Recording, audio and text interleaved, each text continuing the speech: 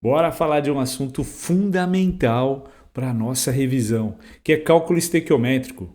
Beleza? Cálculo estequiométrico é um assunto que muita gente tem dificuldade, mas eu vou ajudar você a se lembrar desse assunto e das principais partes envolvidas no cálculo estequiométrico para a nossa revisão ser um sucesso. Vamos fazer juntos. Vamos lá.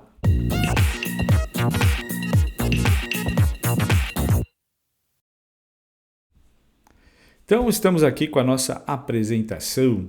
Bora lá falar de mol, então. Mol, Beto, mas espera aí, não é cálculo estequiométrico? Não existe cálculo estequiométrico sem você conhecer o conceito de mol, sem você saber abrir o conceito de mol. Vamos lembrar, mol refere-se sempre à quantidade de uma substância, ou quantidade de átomos, tá? Pensando numa substância, olha só, a gente tem no conceito de mol o seguinte: um mol de qualquer substância vai corresponder sempre a 6 vezes 10 a 23 moléculas dessa substância. E todas essas moléculas vão ter uma certa massa, que a gente chama de massa molar.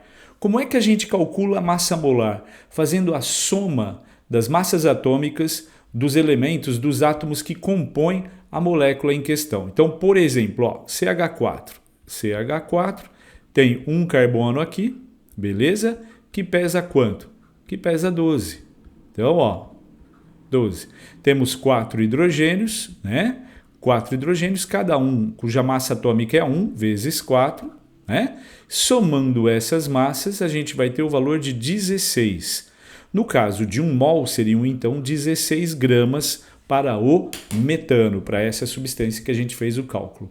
Então, olha só, um mol, 6 vezes 10 a 23 moléculas, que vão pesar sempre quanto? O valor da massa molecular que você calcula somando as massas atômicas, só que em gramas você vai colocar, tá joia? E se for uma substância gasosa, nas condições normais de temperatura e pressão, o volume ocupado por um mol de qualquer substância gasosa nessas condições vai ser de 22,4 litros, ou o volume que ele te fornecer no exercício. Para a gente desenvolver bem o conceito de cálculo estequiométrico, a gente precisa saber extrair essas quantidades no caso das substâncias pertencentes à reação. Vamos pegar um exemplo aqui de uma reação, ó, de produção de amônia, tá bem? Então, a produção de amônia envolve a reação entre 1 de N2, 3 de H2, formando 2 de NH3. Mas veja bem, essas quantidades aqui, ó, que estão aqui na frente, que são quantidades chave do negócio, tá bem? Então, quando não tem nada escrito, todo mundo sabe que é 1, beleza? Mas o que? Essas quantidades estão expressas em número de mols. Então, a gente tem 1 mol de nitrogênio, reage com 3 mols de hidrogênio, produzindo 2 mols de NH3. Ok? Essa proporção é importantíssima. Então, nós temos uma receita, como se fosse uma receita culinária. Dá uma olhada. Essa receita pode ser expressa em quantidade de mols. Então, veja, 1 mol de nitrogênio reage com 3 mols de hidrogênio, produzindo 2 mols de amônia. Agora, pensando no conceito de mol que está ali em cima, a gente pode expressar essa receita de diversas maneiras, em diversas grandezas, como a gente faz, por exemplo, na cozinha. Eu posso expressar a quantidade de farinha em xícaras, em colheres, em gramas, né? De diversas maneiras. Então eu posso expressar a quantidade de uma substância também. É só lembrar do conceito de mol. Olha só, então, pensando em número de moléculas, veja, 1 mol de nitrogênio corresponde a 6 vezes 10 a 23 moléculas, né? Que reagem com 3 mols de hidrogênio, que seriam 3 vezes 6 vezes 10 a 23 moléculas. Se cada 1 mol são 6 vezes 10 a 23, então é só multiplicar. Tá? E 2 mols de amônia, olha só, então esse 2 aqui, ó, é que está multiplicando aqui embaixo, tá vendo? 3 aqui multiplicando aqui, tá joia? Se 1 mol são 6 vezes 10 a 23, 3 mols, então 18 vezes 10 a 23 moléculas. Partindo para a massa, calculando a massa molar. Veja bem, se o nitrogênio tem massa atômica 14, né, que você consulta numa tabela ou que o exercício dá para você, 1 mol de nitrogênio, então são 28 gramas. 1 mol de hidrogênio, se a massa atômica do hidrogênio é 1, então 1 mol de hidrogênio são 2 gramas. e da amônia 17 gramas. Então, olha só, no caso da receitinha passada em massa, eu teria 28 gramas, reagindo com 18 gramas de hidrogênio e produzindo, no caso, 34 gramas de amônia, que seriam 2 vezes 17. Cada mol 17 gramas, 2 mols, 34. Beleza? E também a gente pode expressar em volume, né? Todas essas substâncias são gasosas. Nas condições normais de temperatura e pressão, a gente teria então 22,4 litros reagindo com 3 vezes 22,4 litros, produzindo 2 vezes 22,4 litros também. Tá bem? Então, você tem que saber extrair isso daí nas reações que aparecem nos seus exercícios. Só que você não vai extrair tudo para todas as substâncias e todas essas grandezas. Você vai extrair apenas para as substâncias relacionadas na pergunta. Normalmente o exercício relaciona duas. Tá? Você vai extrair para essas duas substâncias e só nas grandezas que ele pediu. Para uma substância pediu em massa, para outra pediu em mols. Então você extrai usando essas grandezas. Tá? Então olha só, qual seria a sequência? A sequência seria extrair as grandezas relativas às substâncias envolvidas na pergunta, tá bem? Então seria você extrair a receita, mas não a receita toda, só para aquelas substâncias e para aquelas grandezas, tá joia? E número 2, montar uma regra de 3 com a pergunta do problema e esses dados que você extraiu. Não tem segredo. O resto é firula que eles colocam no meio, é matemática jogando para o meio, é cálculo de volume, cálculo de área, um monte de coisa que você vai tirar de letra, porque matemática você conhece. Então vamos lá. Olha só, vamos pegar um exemplo aqui. Suponha que você é um proprietário de uma empresa que produz e vende amônia, gerando-a através da reação do nitrogênio e hidrogênio, que é o exemplo que a gente usou lá anteriormente no slide, e sua venda semanal é de 1.700 kg. Sendo assim, que volume de gás hidrogênio, medido nas condições normais de temperatura e pressão, deve ser comprado para atender às necessidades de sua empresa. Então você precisa produzir 1.700 kg de amônia, ele quer saber quanto de hidrogênio você precisa comprar para pôr reagir lá. Primeira coisa, montar a reação. Beleza? A reação está ali, a pergunta está ali embaixo, para a gente se localizar. Tá bem? Então a reação montada e balanceada, veja a pergunta, olha só. Sua venda mensal é de 1.700 kg de amônia, então isso é massa. E ele quer saber qual é o volume de gás hidrogênio medido nas condições normais de temperatura e pressão necessários para a produção. Tá bem? Então, olha só, ele relacionou massa de amônia com volume de hidrogênio. Ok? Então nós vamos extrair a receita somente para essas duas substâncias e nas grandezas que ele pediu, massa e volume, o volume e massa. Então olha só, a massa de 1 mol de amônia seria 14 do nitrogênio e mais 3 hidrogênios, cada um pesando 1, dá 17 gramas por mol. 2 mols, então, seriam 2 vezes 17 gramas, 34 gramas no caso. Beleza? Para produzir essas 2 vezes 17 gramas, a gente necessita de 22,4 litros de hidrogênio multiplicado por 3. Beleza? Porque são 3 mols de hidrogênio. Então eu extraí a receita. Tá? Agora eu monto uma regra de 3 com os dados da pergunta. Qual é a pergunta? Para produzir 1.700 kg. Aí existe uma incompatibilidade entre as unidades. Né? Em cima a gente tem grama, embaixo está em quilograma e do outro lado volume. 3 unidades diferentes na regra de 3. Não dá certo. Então, a incompatibilidade está na massa. Grama e quilograma a gente vai transformar tudo em grama. Poderíamos transformar o 2 vezes 17, transformá-lo em quilograma também, tanto faz. Mas aqui embaixo já deixei pronto, transformando 1.700 kg em gramas, só multiplicar por 1.000, no caso 10 a terceira. Então aí montando a regrinha de 3, eu vou descobrir o volume. Multiplico em cruzes, é proporção direta, regra de 3, e eu vou ter ali o valor de 3.360 vezes 10 a terceira litros. E aí depois, no caso de uma prova dissertativa, você põe isso em notação científica. Olha que simples, tá? O pensamento não foge muito disso na resolução das provas. Agora, o que você tem que estar atento é que existem outras coisas dentro da questão, né, envolvendo a questão sempre. Então, não é só cálculo estequiométrico, é difícil uma questão envolvendo puramente cálculo estequiométrico. Então, aí vem outras coisas dentro da química, coisas dentro da física, coisas da matemática envolvidas ao meio da questão, que acaba dificultando tudo. Tá legal? Então vamos tocar aqui para um caso especial, que são reações consecutivas. Tá? Reações consecutivas, a UEL gosta, hein? Cálculo estequiométrico com reações consecutivas. Veja bem, o que seria isso? Uma reação produz uma substância. Essa substância é reagente da próxima reação, que vai produzir uma outra substância. E se tiver a terceira reação, o produto da segunda reação vai ser reagente da terceira, tá? Então, nesse caso, no cálculo estequiométrico, é bom você observar o seguinte: procure os intermediários. O que é um intermediário? Está escrito aqui, ó, tá? Nas reações nas quais o produto de uma etapa é reagente da outra, tá bem? O produto de uma é reagente da outra. Tem um detalhe extremamente importante que você tem que fazer, ó.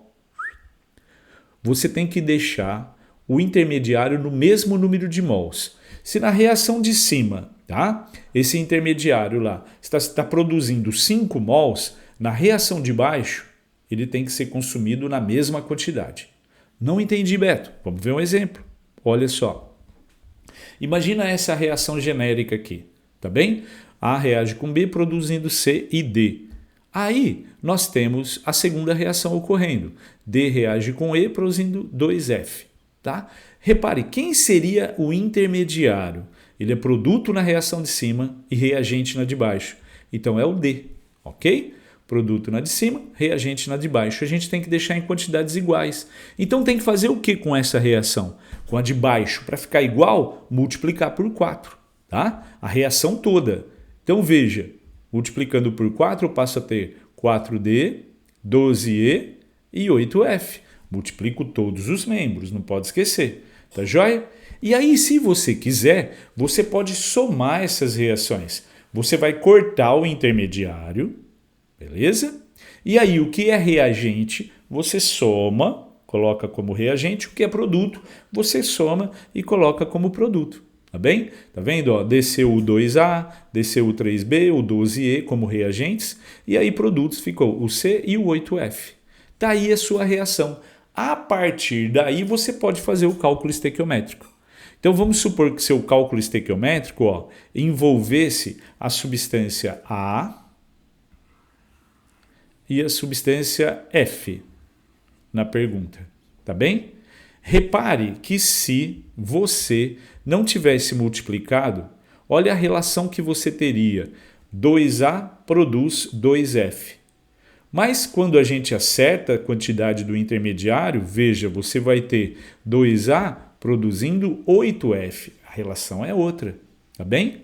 Então, depois que você multiplicou, você pode já fazer o seu cálculo estequiométrico, a sua regrinha de 3, envolvendo o A e o F no caso, tá bem? Agora, se quiser somar para depois somar as reações, colocar a reação global, beleza, tá? Mas se você fizer direto ali, você ganha um pouquinho de tempo. Tá joia? É isso. Feito isso, desenvolva o cálculo estequiométrico normalmente. Cálculo estequiométrico e pureza de reagente. Um assunto frequente também, tá? Então veja bem, o que significa essa pureza? Olha só, um detalhe importante. Se houver impurezas na amostra, o valor deverá ser corrigido para o cálculo do X da questão. Para você calcular qualquer coisa, você tem que corrigir a quantidade de reagente relacionado ali à pureza. Né? Como assim, Beto? Então vamos supor que eu tenha lá uma certa quantidade de um reagente. Está expresso aqui em azul. Mas misturado a ele existem outras substâncias que são impurezas. Tá? Qual é o grande detalhe? Impureza não reage. Então, se você tem uma certa massa de uma substância que não é pura, você não pode fazer o cálculo usando essa quantidade, porque você vai obter uma quantidade irreal de produto formado. Então você tem que fazer uma correção, tá? Tem que ver quanto realmente de reagente que tem lá dentro para ver o que vai reagir. Tá legal?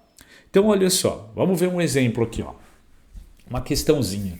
80 gramas de calcário, cujo grau de pureza é de 90%. Quer dizer, você não tem 80 gramas de calcário, né? Você pesou 80 gramas achando que ia ter, mas na verdade você não vai ter isso. Você vai ter 90% de 80, tá bem? Reagem com ácido sulfúrico segundo a equação química. Considere as seguintes massas atômicas. Então, ele deu os dados ali e aí a reação está aqui, está balanceada, está bonitinha. Beleza? Olha só. Qual é o volume, a perguntinha agora, qual é o volume de gás carbônico formado nas condições normais de temperatura e pressão na reação acima? Então, ó, vamos fazer uma mudança aqui. Veja, voltando, ele quer saber o volume de gás carbônico. Veja que eu deixei em branco as substâncias e as grandezas envolvidas. Ó, você vai trabalhar com 80 gramas de calcário e ele quer saber qual é o volume de gás carbônico obtido. Então, ó, massa de calcário e volume de gás carbônico. Essas são as grandezas envolvidas no cálculo com essas duas substâncias. Olha só, calculando a massa, extraindo os dados, né? Calculando a massa molar do calcário. Tá? Vamos extrair o dado ali, ó. Então, o cálcio pesa 40, o carbono pesa 12, o oxigênio pesa 16. Como são 3 átomos de oxigênio, multiplica por 3, dá um total de 100 gramas por mol, é a massa molar do calcário. Então, coloco ali embaixo. Volume de CO2. Ali, ó, o balanceamento é 1 mol de CO2, então o volume é de 22,4 litros na CNTP. Beleza. Quanto que ele usou de calcário? Ele falou 80 gramas. Com isso, ele vai produzir qual o volume de CO2? É aí que está o negócio. Olha só. Se você usar o cálculo com 80 gramas, você vai obter um volume que seria obtido se esse calcário fosse puro, mas ele não é. Então, quanto que reage mesmo de calcário? 90% desse valor, tá bem? Quanto que é 90% de 80? Basta multiplicar por 0,9. Ah, não precisa fazer uma regra de 3, não, vai direto. 60% multiplica por 0,6, tá bem? Então aí você vai ter a quantidade real de calcário que vai reagir. Multiplica em cruzes e você vai ter então o resultado, tá bem? Fica 80 vezes 0,9, 22,4 dividido por 100, o que vai dar aí 16,3 litros de CO2 obtido nessa reação. Viu como é simples? Né? É só prestar atenção, não tem segredo. Só um detalhe, vamos voltar um pouquinho. Ó, você poderia fazer o cálculo de volume obtido com os 80 gramas. Só que você teria que corrigir no final. Você calcularia 90% do volume que você obteria no resultado. Não te aconselho a fazer assim, tá? Porque fazendo assim pode correr o risco, na ansiedade da prova, de você se esquecer no final de fazer a correção, tá? Calcular 90% do volume. Então, o que eu te aconselho é calcular já, corrigir já a quantidade de reagente ali antes de fazer a continha da regra de 3. Beleza? Então vamos lá. Olha só, a parte que todo mundo acha mais difícil. Cálculo estequiométrico, reagente em excesso, reagente limitante. Como é que é isso, Beto? Veja bem. Você viu, né, que nas reações químicas a gente tem uma receita que a gente deve seguir. Né? A quantidade de cada reagente deve estar expressa lá, bonitinho, usar a quantidade que a receita pede. Porém, vamos supor que os reagentes estejam em determinadas quantidades na receita. Se você colocar mais de um reagente, para que todo esse reagente reaja, você teria que aumentar a quantidade do outro também. Mas vamos supor que você não aumente, tá? Esse excesso do outro reagente que você colocou não vai reagir, vai ficar sobrando lá no meio. O fato de colocar mais daquele reagente não vai fazer com que você obtenha mais produto. Não. Você só vai obter mais produto se todos os reagentes você aumentar a quantidade na mesma proporção ali, tá? Para ter a reação certinha.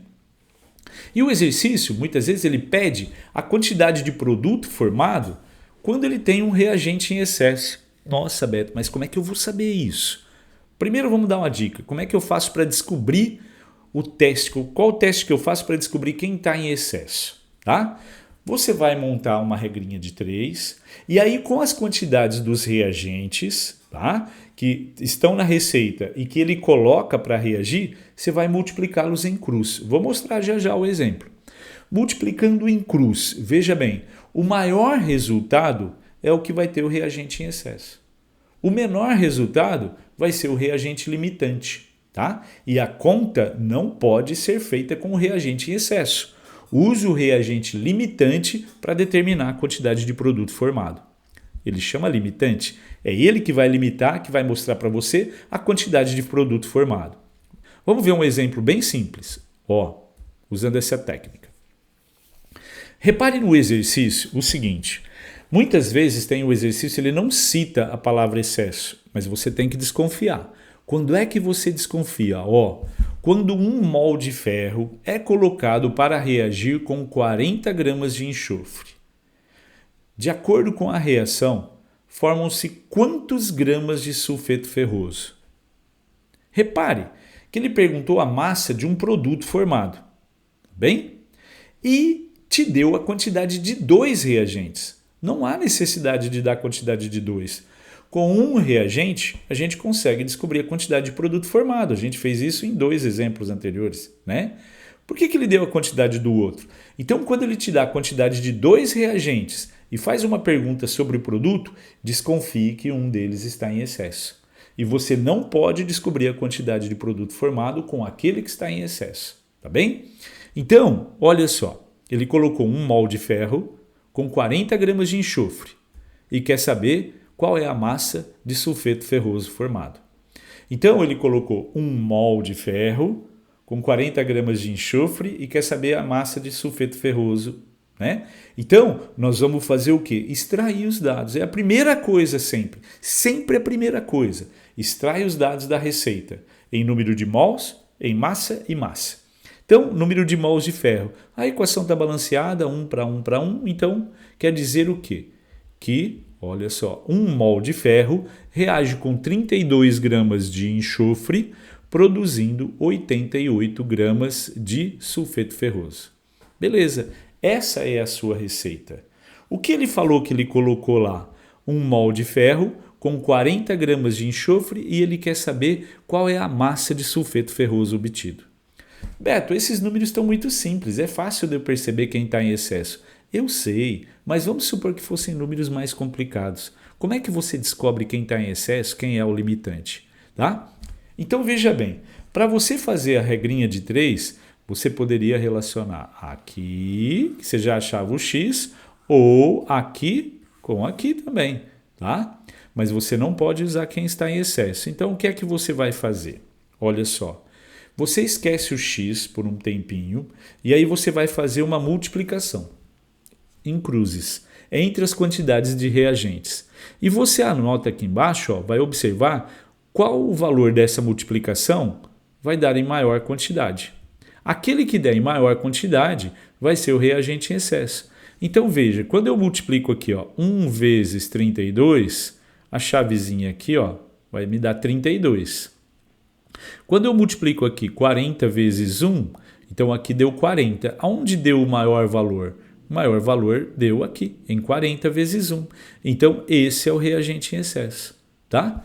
Multiplica em cruzes os reagentes. O que der o maior valor está em excesso. Logo, a nossa regra de 3 não será feita com o enxofre, será feita com o ferro. Então, veja, eu vou multiplicar ali, tá bem? Ferro e sulfeto ferroso. O enxofre vai ficar de lado, tá joia? Se ele pedisse para você, só multiplicando aqui, vai dar os 88 gramas mesmo. Se ele pedisse para você quem é que está em excesso e qual a quantidade desse excesso, faça o seguinte, coloca um X aqui, tá? Aonde está o seu, colocou a quantidade em excesso e descubra quanto que reagiria. Ele colocou 40, iam reagir só 32 fazendo a conta. A diferença é o excesso que foi colocado lá. Beleza? Então é isso, agora a gente tem que ir para exercícios, hein? Então vamos para exercício, vamos treinar isso aí, vamos pegar exercício segunda fase da UEL. Bora!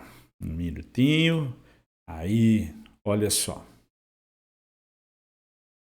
Dá uma olhadinha aqui, né? Esse exercício aqui, ó, que fala... Deixa eu pegar meu óculos aqui. Aí.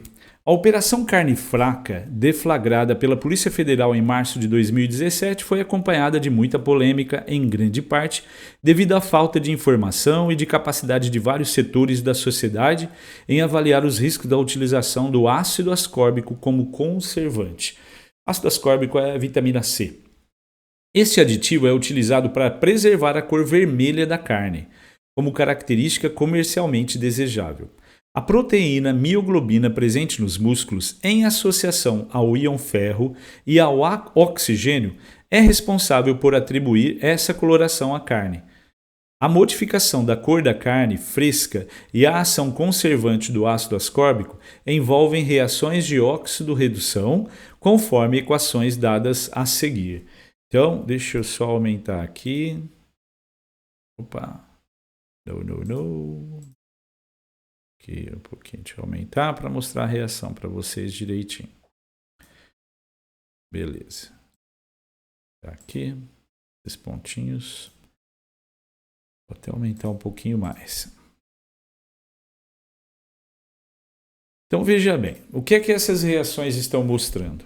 Olha só, que a carne de coloração vermelha, tá bem? Que é o interessante para a gente, sofre uma reação, veja, mioglobina, ferro, oxigênio, tudo ligadinho, sofre um processo químico e forma a mioglobina com ferro e libera um oxigênio, perde um oxigênio. Repare que o ferro 2 passa para ferro 3, né? Então veja, ferro mais 2 está formando ferro mais 3. O número de oxidação está aumentando. Quando o número de oxidação aumenta, nós temos um processo de oxidação. O que pode ser mostrado também pelo seguinte, veja, que a reação está mostrando que o ferro está perdendo um elétron, esse elétron aqui. Joia? Veja a reação 2. Nós temos o ácido ascórbico, a vitamina C, sofrendo um processo químico e liberando 2 elétrons. Tá bem? Veja bem, por que será que a vitamina C é capaz de recuperar a cor vermelha? Tá? Então, olha só, a carne ficou marrom porque ela perdeu o elétron, né? Se a vitamina C fornecer elétron para essa mioglobina e esse ferro, ele volta para a forma de ferro 2 e a carne volta a ficar vermelha. Então, conforme o ferro vai oxidando, a vitamina C vai repondo ali, então, o que? Esses elétrons. Conforme ele vai perdendo elétrons, a vitamina C já vai repondo, tá bem? Então, ela funciona como um antioxidante. Tá joia? O detalhe é o seguinte, ó, repare que cada mol de vitamina C é capaz de liberar 2 mols de elétrons. Tá? Para recuperar a cor da carne, seria a reação de volta, a gente precisa de um elétron só. Né? A reação está te mostrando isso. Então, veja bem, isso quer dizer que 1 mol de vitamina C, como fornece 2 mols de elétrons, é capaz de recuperar 2 mols de ferro, 2 mols de mioglobina. Tá bem? Esse é um detalhe importante. Aí ele fala assim, ó, supondo que 100 gramas de carne tenha 0,0028 gramas de ferro e que todo ele esteja na sua forma oxidada. Então o ferro já está aqui, tá bem? Determine a massa de ácido ascórbico necessária para recuperar completamente a coloração vermelha do bife de 100 gramas. Então, o detalhe seria perceber a relação que existe entre a vitamina C, tá bem? E o ferro. Joia? A relação em número de mols que eles reagem para você poder fazer o cálculozinho estequiométrico. Então, olha só, vamos passar aqui um slide para a gente ter mais espaço. Então, olha só, né? Repare que a vitamina C, ou ácido ascórbico, né, ele fornece 2 elétrons. Então, a vitamina C é capaz de recuperar 2 mols de ferro. Beleza? Porque o ferro ele precisa apenas um mol de ferro, um elétron, né? Desculpe, um mol de elétrons ou um elétron para voltar para ferro 2. A reação estava mostrando isso lá atrás. Então, a proporção aqui está aqui assim, ó, 1 mol, beleza? Para 2 mols de ferro. Tá bem? Vamos tirar a nossa receita aqui? Vamos lá. Então, veja bem, vou colocar em verde aqui, ó. Então, veja bem, 1 mol de vitamina C, né? Você teria que calcular a massa molar da vitamina C, somando as massas, ó, de 6 carbonos, 8 oxigênios e 8 hidrogênios e 6 oxigênios. Beleza? Essa massa eu já somei para a gente ganhar tempo, a gente tem o valor de 176 gramas por mol. Tá bem? O ferro tem massa molar de 56, então seria 2 vezes 56 gramas. Tá joia? Beleza, olha o ferrinho, a massinha dele aqui, né? 56. Então, ele quer recuperar 100 gramas de carne. E nessa carne, nós temos 0,0028 gramas de ferro total, beleza? Então, a quantidade de ferro lá dentro é de 0,0028 ou 28 vezes 10 a menos 4 gramas.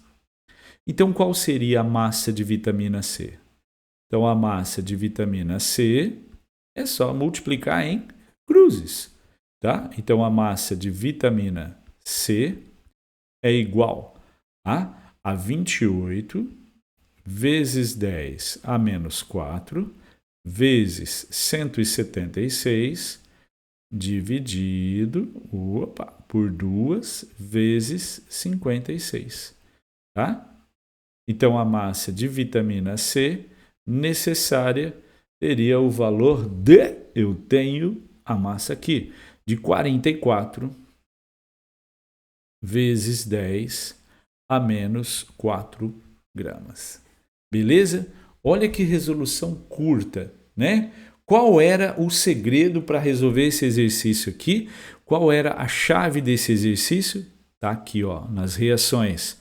Perceber 1 mol para recuperar o ferro e que a vitamina C, cada mol dela é capaz de fornecer 2 mols de elétrons.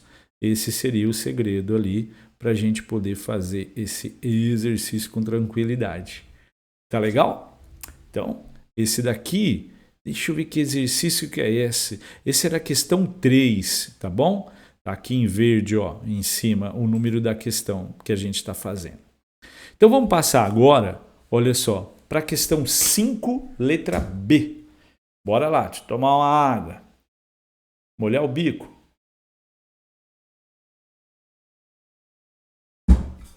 5, letra B, fala assim, ó. Urinar em piscinas contendo hipoclorito de sódio, além de ser uma atitude anti-higiênica, pode ocasionar, claro, né? Pode ocasionar a formação de compostos tóxicos, como o tricloreto de nitrogênio. Considerando que toda a ureia contida na urina seja convertida em amônia e que ocorra a reação entre a amônia e o hipoclorito de sódio, conforme a reação a seguir, tá? Determine o número de mols de ureia necessário para consumir todo o hipoclorito de sódio de uma piscina de 2 milhões de litros, contendo 3 miligramas por litro de hipoclorito de sódio. Dados a massa molar da ureia, se você não sabia quem era a ureia, ele deu a fórmula e deu a massa molar. E a massa molar do hipoclorito de sódio. Beleza? Olha só. Esse exercício, ele comete um pecado muito grande, eu acho, tá? Por quê? Veja, é um exercício de cálculo estequiométrico de reações em etapas. Vamos ler o que ele fala das reações. Preste atenção. Ó, vou até grifar aqui, ó. Considerando que toda a ureia, vou grifar aqui, ureia contida na urina seja convertida em amônia. Então, a ureia reage formando amônia. E que ocorra a reação entre amônia e hipoclorito de sódio. Está percebendo? Ó, a ureia reagiu, produziu amônia. A amônia produzida vai reagir com o hipoclorito de sódio. reações em etapas, tá? O intermediário aí é a amônia. Ah, Beto, é só eu olhar nas reações. Qual é o pecado que ele comete? Qual é a grande sacanagem, vamos dizer assim? Ele não coloca as reações na sequência correta. Ele coloca as reações na sequência invertida.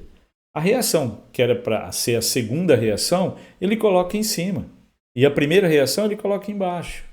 Então, o que é um pecado? Porque na ansiedade da prova, você olhando aquilo, talvez você não perceba esse detalhe. E você entra em confusão, fala, tem alguma coisa confusa, não consigo me achar na questão. Tá? Então, o que a gente teria que fazer? Colocar essas reações na ordem certa. Tá bem? Elas estão invertidas. Então, eu faria o quê? Ó, colocaria aqui a reação da ureia. Deixa eu fazer em azulzinho aqui. Bem, ó. Então, tenho H2N, CO, NH2, a ureia, mais a água, produzindo 2 mols de amônia, mais CO2. Então, você fez xixi na piscina, não faça isso, mas se você fizer, a ureia vai reagir com a água e vai produzir o gás amônia, vai dar aquele cheiro legal, né? Vai produzir gás amônia. Aí vamos para a reação de cima agora, colocar embaixo. Ó, a amônia, veja, 2 mols. Opa, não são 2, vamos apagar aqui. A reação de cima a gente tem a amônia, ó, NH3, reagindo com 3 mols de hipoclorito de sódio, NaClO, produzindo NCl3, triclorito de nitrogênio, que ele fala que é tóxico, né? Mais Na, 3 mols de NaOH. Então, feita a correção. Isso foi um erro, Beto? Não, foi uma sacanagem, tá? Foi feita a correção e a gente vai fazer o quê? Vai corrigir a quantidade, então, de intermediário. Veja, quem é o intermediário? A primeira reação produz amônia, que ele fala no texto, e a segunda reação consome a amônia, tá vendo? Ó, ele é um intermediário. A gente tem que deixar os intermediários na mesma quantidade em mols. Então, ou eu divido de cima por 2, ou multiplico de baixo por 2. Vamos multiplicar de baixo. Então, aqui, ó, multiplicando por 2, eu vou ter 2 de amônia. Esse 3 de NaClO vai virar 6 de NaClO. Beleza? 2 de NCl3 e 2 vezes 3 de NaOH. Esses 3 de NaOH, então, vai virar 6 de NaOH. Tudo bem? Beleza. Perceba que no cálculo estequiométrico, aqui, ó, ele relaciona o seguinte: determine o número de mols de ureia. Então, ó, ele está relacionando ureia, tá bem?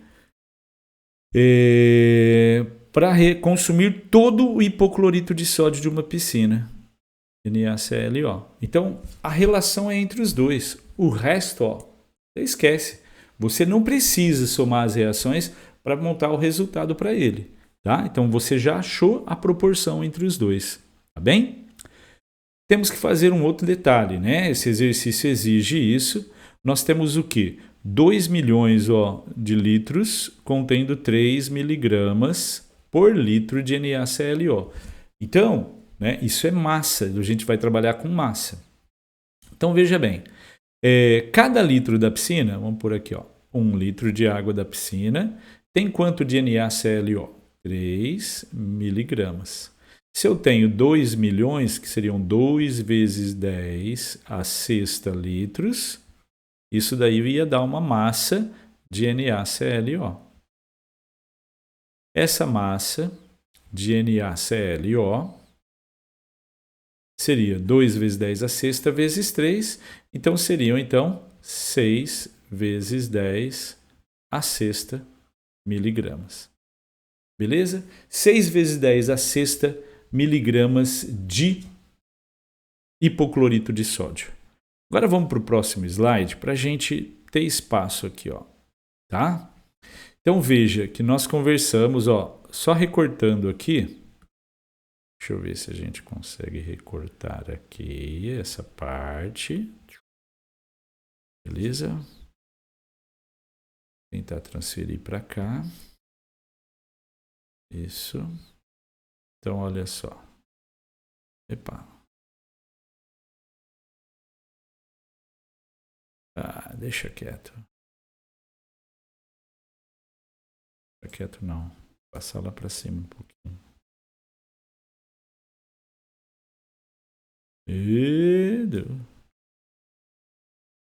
Aí. Beleza. Então, olha só. A relação que a gente tem, né, que ele quer, é entre a ureia e o hipoclorito de sódio. Então, veja, aqui ó, vou puxar para cá.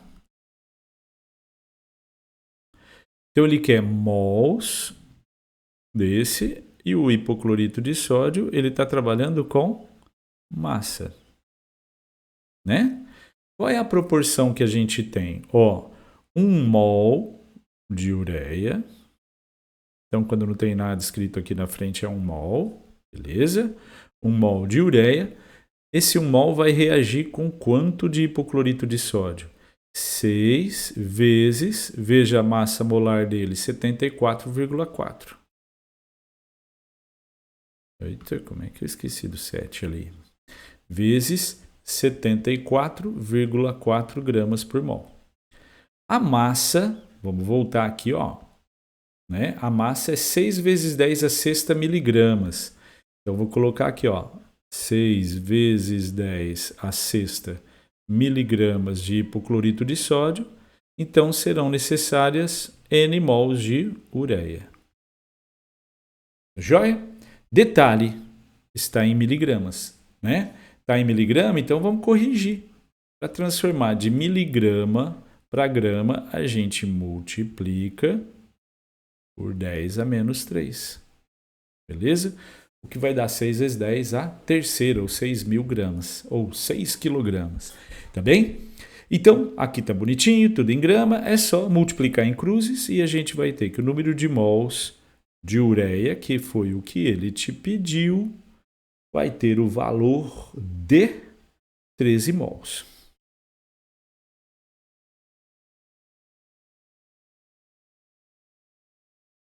Ok? Então, como eu falei, né? Um exercício de reações de sequência, você tem que achar o intermediário. Esse intermediário era a amônia. Voltando aqui um pouquinho. Tá? E você tem que corrigir. Aqui eram 2 mols, aqui era 1 mol só. Tem que corrigir essas quantidades. Ok? Bora para mais um. Então, veja bem. Agora é o exercício número 18. Letras A e B. Vamos lá. Então, olha só, vamos para o próximo exercício. Esse exercício 18, letra A e B. O ácido acetil salicílico, ou AAS, comumente chamado de aspirina, é obtido a partir da reação do ácido salicílico com anidrido acético. Essa reação é esquematizada de seguinte modo. Então, ele te deu a reação com os nomes, as fórmulas, tudo bonitinho. Tá? Qual é o reagente limitante da reação?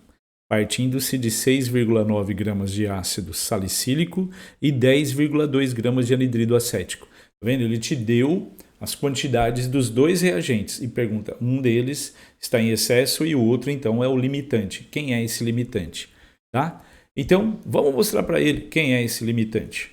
Bora lá. Então, olha só, ele está falando, a primeira coisa que a gente tem que observar é que ele está falando em massa de cada um deles. Tá joia?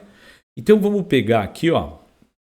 Deixe-me ver aqui um espaçozinho maior. Ah, tá bom aqui. Vamos pegar a massa, olha só. A massa aqui, no caso, do ácido salicílico. É só calcular a massa molar dele com as massas atômicas. Eu tenho aqui essa massa de 138 gramas. Beleza? Esses 138 gramas reagem com qual massa de anidrido acético? 102, né? É a massa molar dele. Joia? Então essa é a proporção, essa é a receita. Quanto que ele misturou de cada um? Veja, ele colocou 6,9 de ácido salicílico, 6,9 gramas, para reagir com quanto de anidrido acético? Com 10,2. Joia? Então, dá uma olhadinha nisso, nessa proporção, né? O que eu falei para vocês? Os números são fáceis, mas se fossem números mais complexos, né? O que eu usaria? Qual o artifício que a gente usa para poder descobrir quem está em excesso e quem é o limitante? Então a gente multiplica em cruzes aqui, ó. Beleza? E aí, vamos puxar uma chavezinha.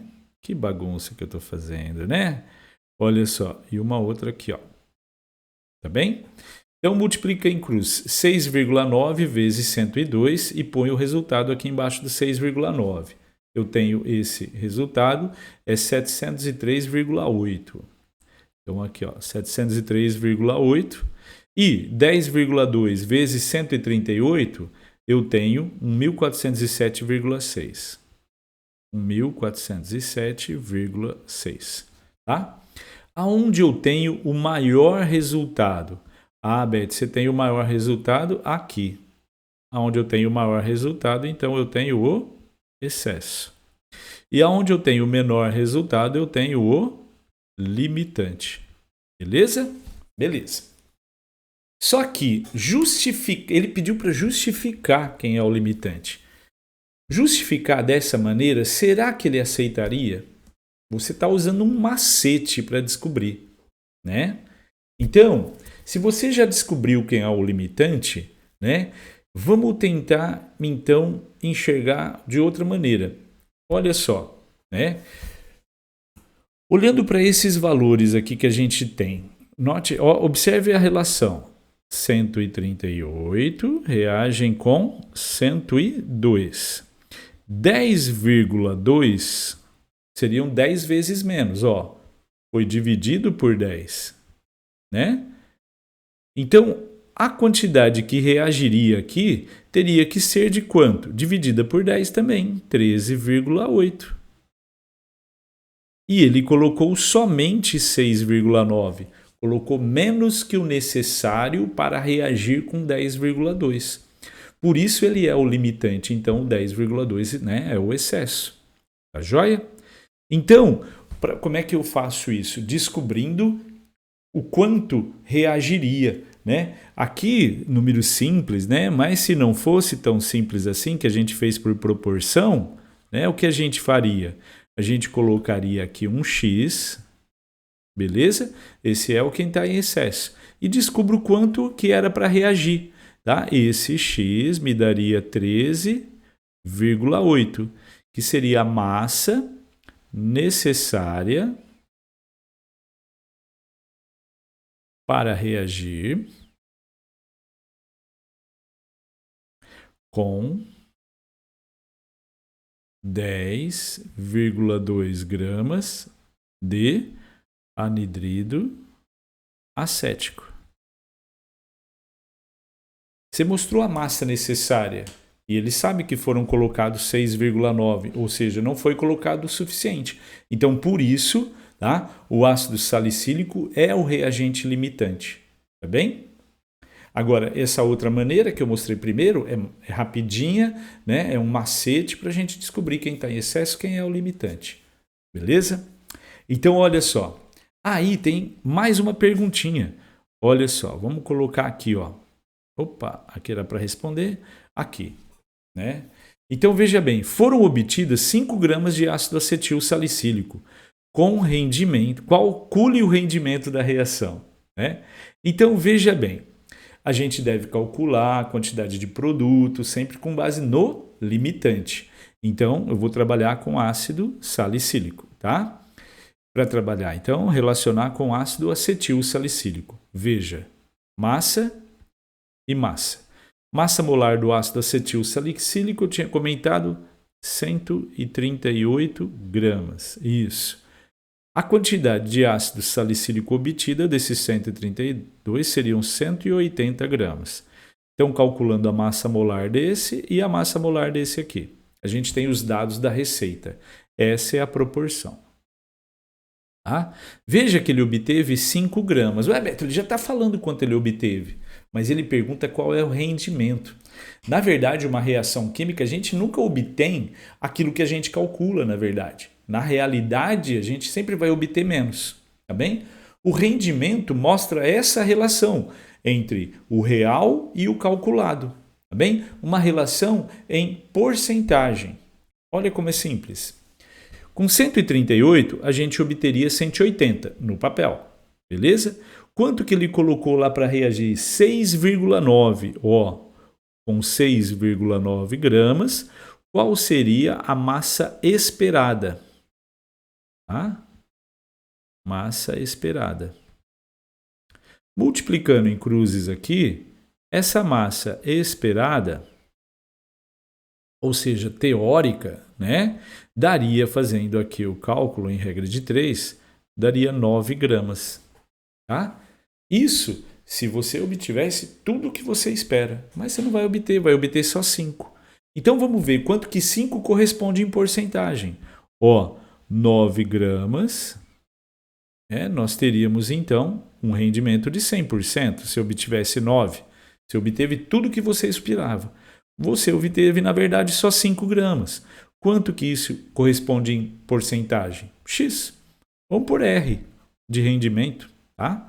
Então, o rendimento seria, multiplica em cruzes aqui, você vai ter o valor de 55,55% aproximadamente. É joia? Então é isso, tá? Cálculo estequiométrico. Faça exercícios, sempre muitos exercícios. Abraço para vocês. Ah, e ó, tem mais aula, tem mais assunto, beleza? Vamos lá, vamos pegar firme, hein?